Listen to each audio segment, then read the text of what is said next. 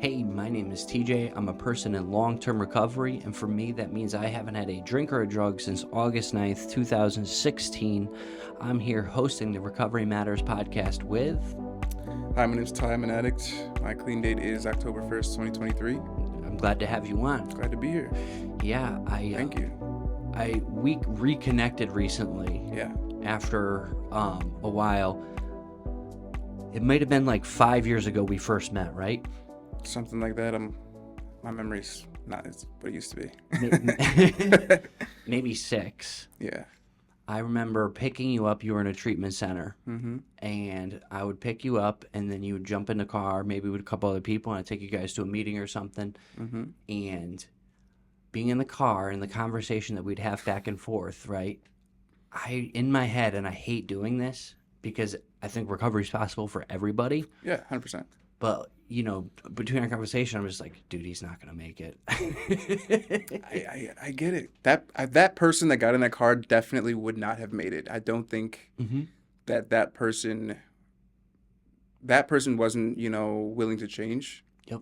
Thought that he knew everything and that he could figure it out how to use safely or whatever. I don't really know what that person thought, but thank God that person's not here anymore.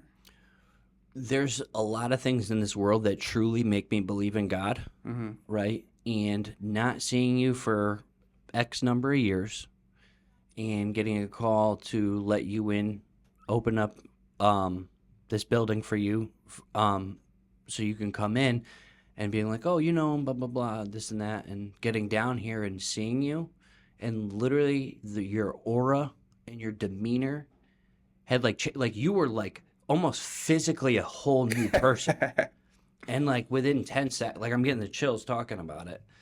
And within 10 seconds, I was like, this is real. Yeah. Like this. And like, I'm getting chills talking about it because I know that God truly has worked in your life. 100%. Right. And that like, I mean, you didn't even have to say anything and I knew you were a changed man. I swear. You. That makes me, that makes me feel good about the work, like I hate to say that word, the work, but it's staying in recovery is the hardest thing I've ever done. Also probably the most beneficial thing. It's definitely the most beneficial thing I've ever done. And like I said, like that person that you met that used to get in your car and like just be a dick, he was not, change wasn't possible for him. You know what I mean? But I think that, my sponsor always says when the pain gets great enough, you'll move. Yep. And that person was just, he's hurt. He was broken. And one day you realize that, like, my way's not good enough. My way sucks. Yep. You know what I mean? And you try to find a different way. That gift of desperation, as we say. Yeah. Absolutely. I do know parts of your recovery story, but I would love to hear more, and I would love to, for you to share that with the audience. Let's kind of jump in from the beginning, right? Okay. What was life like for you growing up? So when I was younger, it was, I learned a lot of unhealthy habits and like coping mechanisms, which I didn't know what that was at the time, obviously. But, my mom worked a lot to support me. My dad was in and out. And every time he came like back into our lives, it was like the same vicious cycle, right? Like, they would be good for a little while, he'd move in. It would be good for a little while, they'd argue, he'd move out. And like along that way, I just learned a lot of unhealthy habits from him. And so eventually, my dad started using again. And then eventually my dad got my mother into using. And then while all that's happening, I'm on my own journey, right? So I'm dabbling, dipping, and discovering things by myself. And then I remember the day I went, the progression, from the socially acceptable drugs to, the more heavy stuff, right? So I did that all on my own. And then I remember the day, like I was doing pills for a while, and I wasn't feeling well. And I kind of knew what that was, but I wasn't willing to accept that, this is not normal. This is not okay. Nothing, none of those things like obeying the law and paying taxes and all that kind of stuff. That was like for like sheep and squares. Like in my family, like we broke the law and that was the norm. You know what I mean? And that's how I grew up. That was the Yeah. way it was. You know, you didn't wear your seatbelt or like do any of that law abiding stuff. Like that's weird. Hmm. So yeah, I wasn't feeling well from Perks, and I went and I asked my mom for $30, and she's like, "For why?" And I was like, "Oh, I'm gonna get a Perk 30," because I was very, very honest and open. I could tell my mom anything and everything, and she's just like, "Oh, don't worry about it. Here." And that opened the door to a lot of unhealthy. She gave you a bag of heroin. She gave me a Perk. Oh, okay. So yeah, and then so that went on for a long time. I was using with my mom, Hmm. and like you know what I mean. Like we were just super codependent on each other. Yep. So I thought that we had started doing heroin together. Okay. I didn't know that she had moved on a long time before that, right? So I'm sick, she's sick, you know, my dad's sick, we're all dope sick, and or maybe I was just dope sick, and she like was like, oh, I called somebody because I had started selling them. That's what happened. I started selling them to support my habit. Forget selling weed, like I'm selling dope, perks to support my habit. Yep. So I couldn't find any for the price that I wanted. So I'm like, let me just get a couple just to hold me over, right? And this dude came and he thought I wanted 5 bundles instead of 5 pills.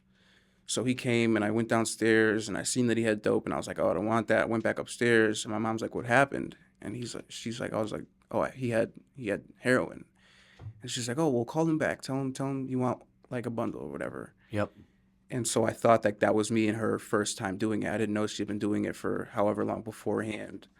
So that started a vicious cycle. Like my dad would get his state money on the first week of the month. My mom was getting a script of like a ridiculous amount of Percocet in the middle of the month, which we Hmm. would sell for dope. And that was kind of like my allowance. Like she'd give me 40 of them, like here, like go, you know, do whatever you're gonna do. Yeah.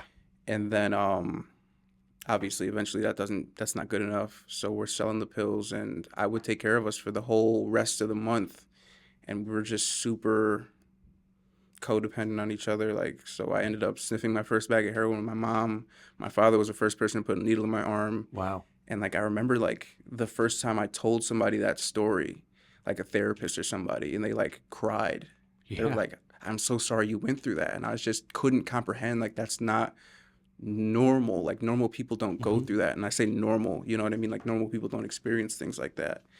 And, but it was the cards I was dealt, so I played them, you know? Like, Hmm. I reference that a lot. I reference poker a lot. Like, yes, we do have a disease of addiction, right? And that's kind of, you know, shitty cards for most people would say, right? Yep. But like, you could have a pair of kings and I could have a pair of deuces and deuce ace comes on the board. You know what I mean? Like I could still win with a shitty hand. So Yeah. I don't think that that's a reason to like give up on life or, you know, not try to do the best you can with what you have because, you know, life gets so much better. Like this is living. What I was Hmm. doing then was just existing. Yeah. You know, like I can't imagine, you know, never finding recovery. Like I would be dead because that person would have still been alive. That person that you met that all those years ago Yep. would still be alive, and then he would have died. Like actually, you Yes. know, because he just wasn't willing to change. Hmm. And clearly from, you know, my upbringing, like I just thought I knew everything. I Hmm. thought nobody could tell me anything. You weren't going to tell me about recovery from a book. Definitely not. I wasn't going to hear any of that. Yep. So if you didn't go through it, I wasn't willing to listen, which is also a huge problem. Yeah. At what point did you look at it and say, hey, this is a problem in my life? Not for a long time. Okay. So I started using, I think, opiates as a whole at like 18, maybe 16, 17, 18, somewhere in there. And I did that till I was like probably a good 10 years. And it was just like jail, rehab, Hmm. jail, rehab, jail. And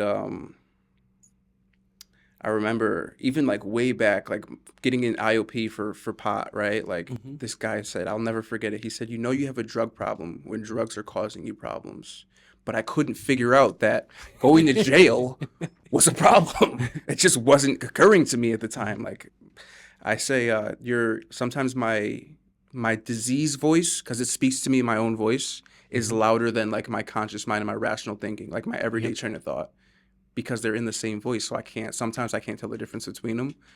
But at that time, like, my disease voice was just so prevalent in my head that it wasn't allowing me to connect those dots.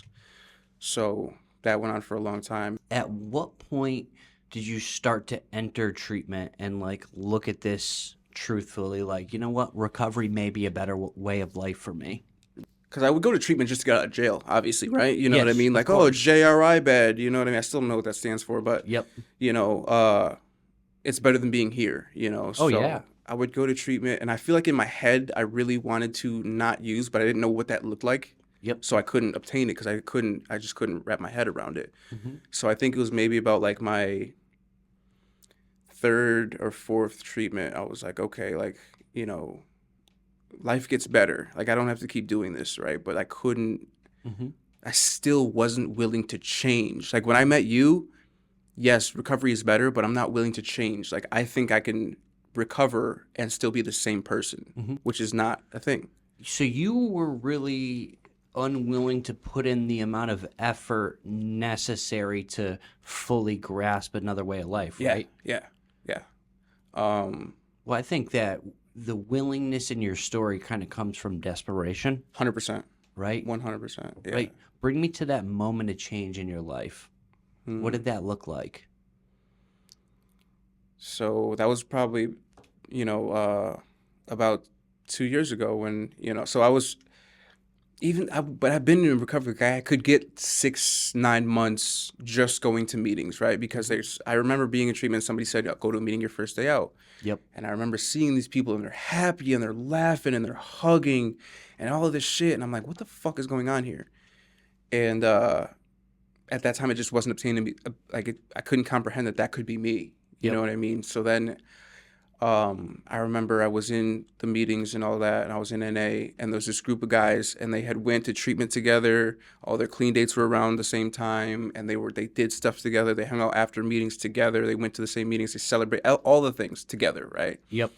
And I wanted so desperately to be a part of that, right? But like I wasn't, you know what I mean? I wasn't there. So like they had this camaraderie, inside jokes, all this stuff that I just wasn't a part of. But I wanted that camaraderie. I wanted Yep. to be a part of that.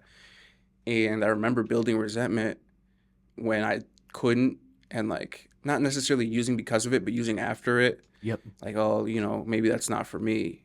But I think about 2 years ago, I was just like, you know what? I had relapsed. I had about nine months clean. I had relapsed, and I was married at the time. So I tried to just smoke weed and drink for about 8 months. That's Okay. about as long as that lasted. And eventually, I went and got what I wanted. Mm-hmm.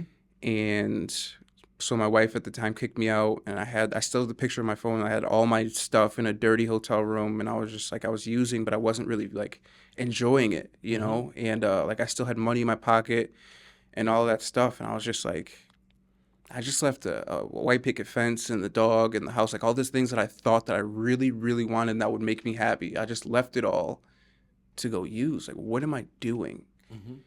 And I still had money in my pocket, and I called my sponsor, and he only says one thing. He says, are you ready? And I was like, yeah. And he came, got me immediately, brought me to treatment, and I've been clean ever since. And now I work at that treatment center that he brought me to. That's really, really cool. Yeah. There's definitely some amazing things in your story that stick out that I want to touch on. So number one, I think opiate addiction in itself is almost genetic, right? Like alcoholism is genetic, right? Like opiate, like there's something about it, right? Yeah. So, your whole family, right? Like the people that created you and raised you have that same thing. So me, my brother, and my father, all opiates. Right. Like I love the other drugs, Yeah, same. right? Mm-hmm. They, but like not like I loved opiates. Yeah. Right? Like there was nothing that nothing did what I wanted to do like Like an opiates. opiate, yeah. Yeah. Yeah, my grandmother like literally drank herself to death. Wow. But my father, he was an opiate guy, so obviously like my mom was too, and then me. I don't know if it's something. I don't think it's necessarily genetic, but I think there's something that's lacking in that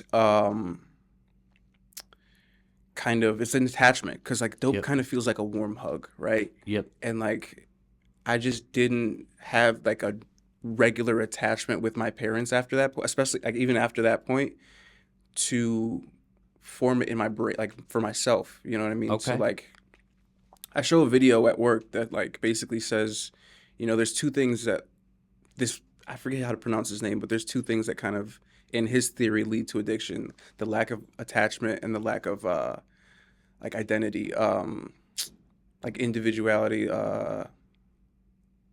uniqueness, kind of. You know what I mean? Yes. Like who I really am. Yeah. Uh, What's the first question in the Recovery Coach Academy is who am I? yeah. Who are you? And I think that, so as a person, how old were you when you got sober? Um, 29. So basically from 13 to 29, drugs and alcohol was your entire identity, right? Yep. And then you get sober, like me, I got sober at 22. From 13 to 22, my entire identity was drugs and alcohol. Hmm. I did them, I sold them, I got high every day, all day, never not getting high. And if I wasn't high, I was working on getting high, Hmm. right? And like, it became so much of who I was, right? The people I surrounded myself with, all the activities I did were things that I liked to do while high, like watch a movie, right? And then all of a sudden, you wake up in treatment, right, at 29. I wake up in treatment at 22. What the hell am I going to do with the rest of my life? Yeah. Who am I though? Like, Yeah. who am I? What am I gonna do? What do I like? What are my hobbies? Like, Yep. what's my favorite color? You know Yeah. what I mean? Like, I put on a facade because the behaviors, right, and like the constant chasing. Like, if I'm not high, I'm trying to get high. Hmm. Like, I put on this mask and this facade for everybody that I was in front of, right? Because I thought that, you know, I wasn't comfortable in my own skin. So I thought that I had to be something that I wasn't so you would like me. And I feel Okay. like that's all I was really looking Hmm. for, like the gangs and like all the hang like I had like I could sit at any table at lunch, right? So I could Yep. sit at the girls' table, the guys' table, the jocks' table because like I really wasn't anybody for me. You know Hmm. what I mean? So putting on these masks constantly, it's exhausting, Yeah. and trying to figure out like who I was and what I really liked. And like I think that's a blessing of recovery. Like now you have all that opportunity Hmm. to figure it out. Like try new things. And I promote that at work constantly. Try new stuff. Try anything. Hmm. Because you never know what you might like and like what Yeah. helped you save your life. Yeah. Tell me about your life in recovery today. What does that look like? I think I owe a huge part of recovery to the people at my job, yes. But also to like I'm a firm believer in NA, you know what I mean? Like I Hmm. love the fellowship. And I try to break that stigma anytime I get a chance. Like I will literally host a group of just what's your opinions on NA, or AA, you know what I mean? Hmm. Any A, whatever. What's your opinion? What have you heard about it? Why are you so resistant to it? Yep. And I'll sit there and like myth bust them because Yeah. I love it. Like it gave me the camaraderie and the fellowship that I was always looking for, but also, helped me achieve like a NA life balance. You know what I Okay. mean? So like, yes, I'm not gonna be like right now in my life, I'm not gonna be like the regional treasurer. You know what I mean? But am I the secretary at my home group? You know what I mean? Because I'm trying to give back what was freely given to me. I'm trying to keep that meeting alive. You're doing my part to keep that meeting going Yes. because even if that's not your thing, like do smart recovery, do dharma, do something. Find your tribe of people.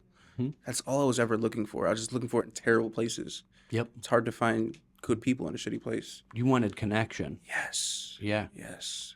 And that those people loved me until I figured out who I was and how to love myself. Yeah. And I'm forever grateful for that. Yeah. I think that I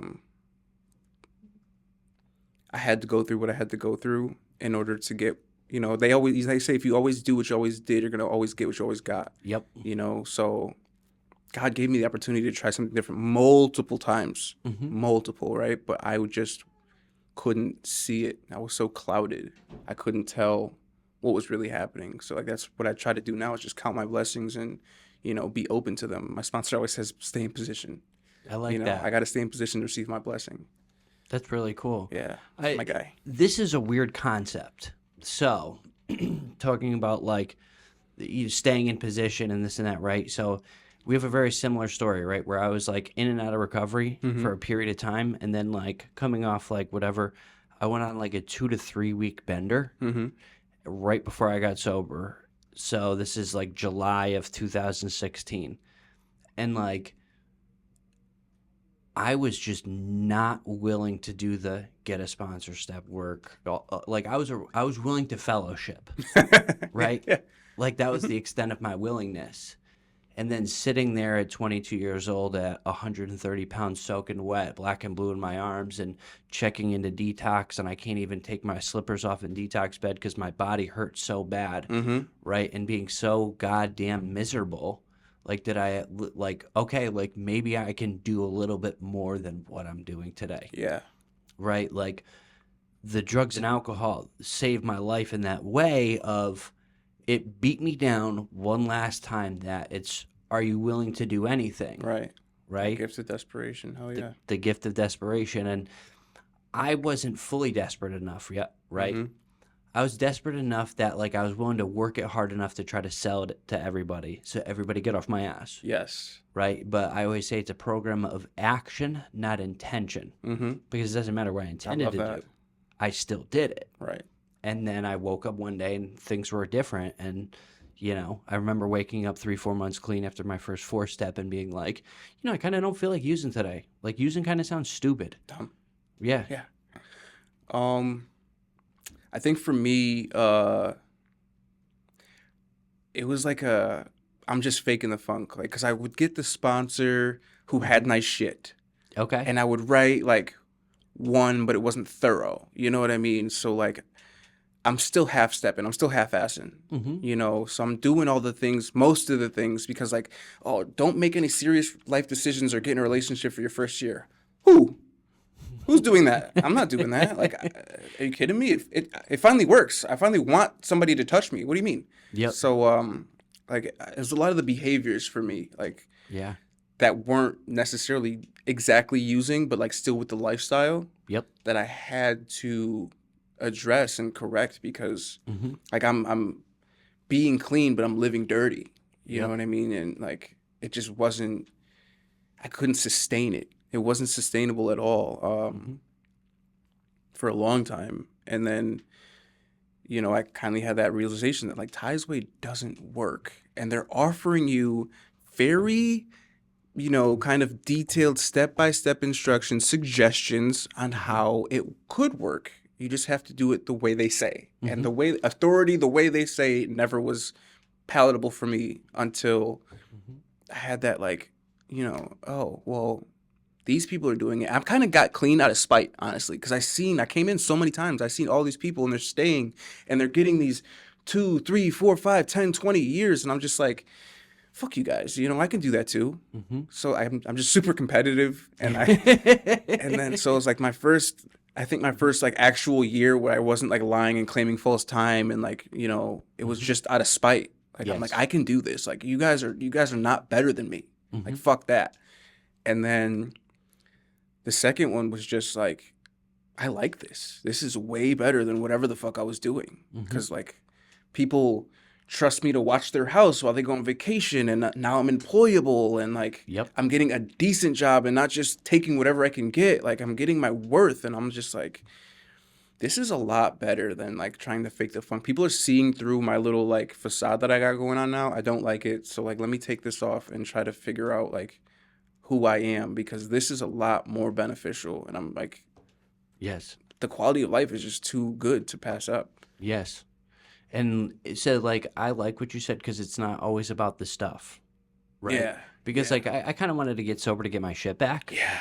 Right? Like, I just wanted to, like, be able to, like, you know. Have a car and an apartment and, like, nice shoes and all this shit. And I was like, it never worked for me because I could get all that and I would be broke, you know, or, like. You'd be high in nice shoes. Yeah. That was the alternative. Like, either, you know, and I would, to be a part of, too, that was a killer. Like, I remember spending overdrafting my account just to go to convention. Mm-hmm. You know what I mean? And like last year I didn't go. I couldn't afford it. You know, I had other obligations and shit. And I just was like, all right, you know, whatever. It's okay. This year I already booked my shit, but you know, that's a different story. I've, you know, it's been a year. Like I've been working on some things. I'm trying to be able to do those things when I feel like I can, you know? But yeah, I would spend my bottom dollar to be a part of taking the bus across the state to go like to a anniversary party or whatever. And you know, I still like to do stuff. I still love my people. I still, you know, will travel for them and they travel for me. But it's not like I need to be at every, you know, pig roast and every celebration and like I don't have to be at everyone. But like when I want to go, I want to go. Yep. You know, and I love it. I have fun. Yeah. The convention, I still get chills talking about the Clean Time Countdown. That was the most awe-inspiring thing I've ever go. I forgot World, and I will never let that happen again. Okay. I didn't save money for World, and I was devastated. But I don't care if it's in Australia next year. I'm going. You're going. I'm going. Wherever it is. Yeah, and I can do that now thanks to recovery. What do you think makes conventions and big recovery gatherings so special for you? For me, well, to be completely honest, I don't really have a lot of friends that aren't in recovery today. And that's not really like I did that on purpose. It's just the way my life is.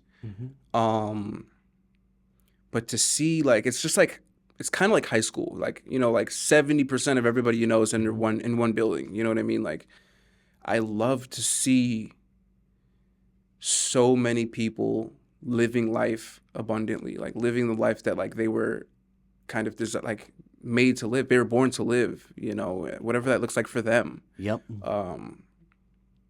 I just like to see people get it. Yeah. I love it. It literally like it warms my soul to see people still like to see you all these years later. It makes me feel so good because I feel like you've changed too. Like, oh yeah. Like, well, thank God. So, you know, people say that, like, too, you know, you've run into somebody that you use with or whatever, they're like, oh, you changed or whatever. It's like, thank God. Yeah. I was going to die if I didn't. Yeah. You know? Somebody messaged me last night and I had posted on Facebook, like, we celebrated 2 years because I couldn't have done it by myself. You know, that's not a thing. And they were like, oh, you know, and I didn't remember them. And apparently, like, we used together. And they have like 7 years clean now. Wow. And they were name dropping like all these people that I used to use with. And I was just like, wow, like, thank God. Like, I'm not still on the blocks like with them. You know what I mean? Like, I hope they're not on the block either. But like, thank God I'm not still on the block with them. You know what I mean? Like, and that's very well what I could be. Yeah. You know? Because the thing is, too, is like, we can only change what we're responsible for, right? Yeah. You know what I mean? And we look at the certain situations in our lives and like what we got out of, right? It's like the block's always going to be the block, right? My family's always going to be my family, right? Like there's nothing I can do to change any of that. But like what I can do is if I don't want to feel like this anymore, like I can do the work to get out of here. Yeah. You know? 100%. Like I said, it's hard work, but the alternative is worse. Like this work has, I don't want to say immediate benefits just because I don't want to misconstrue anything, but like, if you just, like they say, don't quit until the miracle happens. Like, if you just stick with it, man, like, it pays off tenfold, like, more than you can actually wrap your head around. Yeah. And, like, you get the life beyond your wildest dreams. Like, I didn't realize that didn't mean you weren't going to be a millionaire. Yeah. Like, I thought I was going to be, in a helicopter by now, you know, but I'll take my little Acura. You know what I mean? Because my Acura is better than the Nike Express. Yes. 100%. Always. You know? Like... It's beyond, like I would never in a million years thought that like I'd be working in a treatment center and like about to get another job in a second job in a treatment center. Like I never would have thought this was going to be like my path. But, you know, like God's plan is better than I can imagine. So I'm just going to rock with it. He's put some things in my life that, you know, I'm grateful for. So if somebody walked into this room right now in their first 24 hours of recovery, what do you think the best piece of support or advice that you could give them would be? To be open-minded and honest and willing. Like we say, honesty, open-mindedness, willingness. I think those are the 3 introductory spiritual principles for a reason. Because without any of those things, if I'm not willing to get honest with what I'm doing, where I'm at in life, and myself, like if I'm still lying. When I was lying, like I'm going to jail lying to other men about like having money and all this shit. Like, why? I'm never gonna see any of these people ever again if I don't actively, try to. It doesn't make any sense. If I'm not willing to, try new things and get out of whatever I'm doing, it's not gonna work because what I'm doing isn't working. And open minded to whatever those things might be, I'm cooked essentially. Like I'm all set. Yeah. Like there's nothing changes if nothing changes. Yep. And I say at work, like uncomfortability is the soil for growth. Like I'm not gonna grow like if I'm that. still stuck in, my old ways. I cannot. If you shower every day, right? You shower every day to get clean. I can't get clean. I can't stay clean on yesterday's recovery either. You know what I mean? I got to do something for myself every day. So if I'm not open to these things that like somebody's telling me who's done it, then what am I really doing? So I know you've had some really difficult things happen to you, Yeah. right? Do you want to share about those things? So I think that it's important for, anybody to know, because even like the newcomer, the old timer, you know what I mean? Like, I feel like the slogans that we say, like that we've been dropping this whole time, like, the no matter what club, right? Like I lost both my parents in this, process. So like, being orphaned at freaking 31, and not having like I remember my first Christmas without both my parents. I fucking cried like a baby for like 45 minutes. Wow. And like I wasn't even super close with them when they passed, but like it just hurt like to not get a text message or anything and not have the ability to reach out to them. But like I'm not going to use over it. You know what I mean? Like there's nothing under the sun I can't get through if I sit to myself and I don't reach out and I just like bottle it all up, like I'm all set. You know what I mean? I'm cooked. But like there's nothing under the earth, under the sun that we can't get through together. You know what I mean? If I choose to reach out, like people have been through stuff. I remember when my mom passed away, I called somebody else in recovery and I cried to them for like 20 minutes. And then I went to work. Wow. You know what I mean? Because that's probably what she would have said to do. Like, don't fucking cry over me. Like, get out of work and go have a party, go dance or something. You know what I mean? Like she just was that kind of person. And, when my dad passed, like, it was that same kind of like, damn, like, I just hate, that's probably why I like like how we were saying, like the celebrations and the convention and things. Like, I love to see people living and like enjoying life because so many people I know close to me have passed away. Like, I just want to see everybody get it. And I know that's not a reality, unfortunately, but like, I can fucking try. You know what I mean? I can do whatever I can to try to carry that message to, so not need another addict die to this disease. Yeah. So you lost both your parents, you stayed in recovery, and I feel like you learned a lot. Yeah. Right? It's almost like, what do I look like using now? You know what I mean? Like, yes, I did end up using, my mom died like a little over 2.5 years ago. So I did end up using after that. But like, when my dad passed, it was the same kind of hurt. And I was just like, nah, man, nah, I'm not going to do that again. I did that already. You know what I mean? Yeah. It didn't work the first time. Why is it going to be different this time? So, he died about a year and a half ago. I had about almost a year maybe when he passed. And, it just didn't make sense. I just couldn't rationalize it this time. You know what I mean? Like the first time, and somebody told me, like, if you don't process the death of your mother, you're probably going to use. And I didn't want to hear that, obviously, but they were right. Yeah. I wasn't willing to grieve, really. I didn't, like, do anything. Like, I didn't try to, like, because she passed away in Georgia, so, like, I didn't try to, like, claim her body or, like, anything. Like, I didn't do anything. I was just, like, trying to be numb to it without using it. Eventually, I did. Wow. So I'm not trying to rush the grieving process on anybody, but like, mourn in your own way. Reach out, call somebody, share about it in meetings for 6 months if you have to. But like, stay on the horse. Yeah. Stay in, it's easier to keep your seat than to try to get it back. I like that. And there's just nothing that like we have to use over like, oh, if my kid died, I'm gonna, you know what I mean? Like I know so many people whose children have buried their kids and have not left the rooms. Like they do what we tell them to do, the process about it. Yeah. They say we we share about everything, we use about nothing. And I was just like, shit, man. Like he's right. You know Yeah. what I mean? I don't have to use over anything. Like it's never the solution. I Hmm. feel like that's the problem. Like we try to cure others underlying issues with substances, Hmm. and it's just it works until it doesn't. Yeah. It works until like it's unmanageable. And whatever that looks like for you, like I know I was homeless and, living on the railroad tracks under buildings and shit, fortunately not the last time, but even then, like even that stuff didn't keep me from doing it again. You know what I mean? So it took what it took, but hindsight being 2020, like I just don't think there's a good. You can't tell me there's a good reason to use, And I encourage people like that's kind of my job. Like when they get out of treatment, like reach out. That's why I run groups and stuff. That's why I'm here so you can meet me face to face. So Hmm. my sponsor says when your ass is on fire, you know what I mean? You have somebody that you can talk to that has been through it, been there, done that, and can see the other side, help you get through it. Yeah. You know. Dude, that was amazing. Thank you so much. Thank you. Appreciate it. Yeah. I appreciate you coming on today. It was really good and like good to hear your story and like, I just took a lot from it and especially, the piece about losing your parents and continuing on and you have an amazing story full of gratitude and perseverance, Thank right? you. And Yeah. thank you for leading the way. I hope somebody can get anything, a newcomer, an Hmm. old timer, somebody get anything that helps them in their recovery. Um, yeah, that's what we do. We carry the message. Yeah. You're amazing. Thank you so much. Thank you. Likewise, brother. Absolutely.